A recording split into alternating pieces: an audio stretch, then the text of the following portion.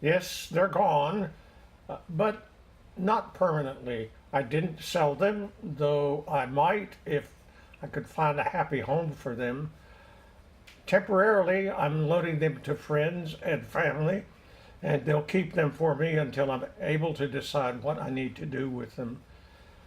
I found out that I need to use the space in Rick's studio uh, for living quarters for guests, and perhaps someday in the future I'll need some assistance uh, in living, staying here.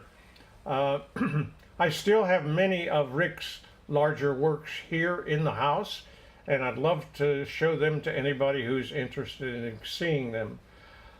Please take a look now at me as I say goodbye to temporarily to these works. Thank you for watching. Rick's larger works became possible when he had access to a space large enough for him to work in. Here you can see two views of the studio that became available through the generosity of the White family. They allowed Rick to use a house they owned on the corner of 26th Street and Manatee Avenue. The larger works were all created here in the late 1980s, and he continued to use this studio for 3 or 4 years.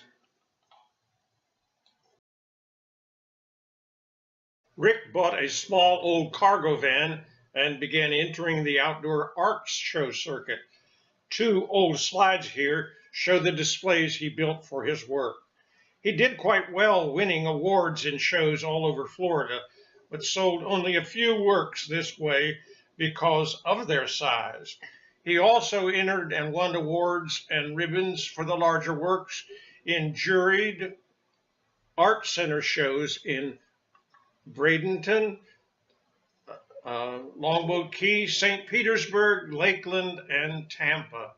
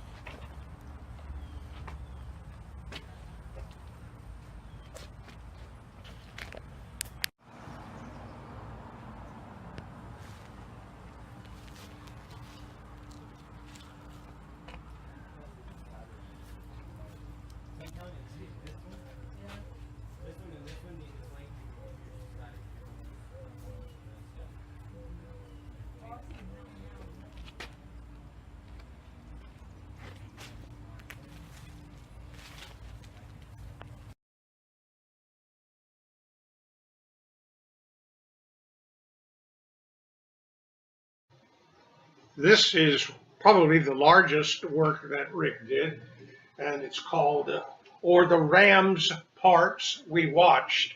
He loved to use a play of words in his work.